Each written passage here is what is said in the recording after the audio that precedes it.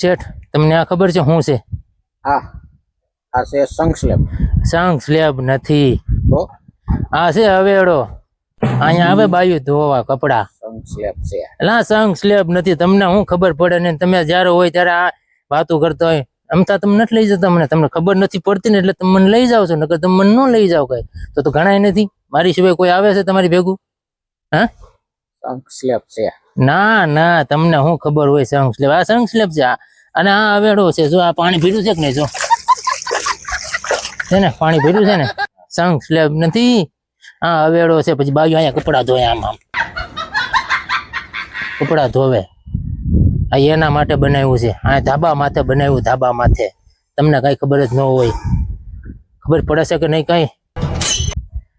મને તમને કીધું તું તમે છે ને મને લેતા જાઓ ને કાંઈ, તમારે કાંઈ પણ કામમાં કાંઈ તકલીફ જ નહીં પડે. હું આવું છું ને એટલે.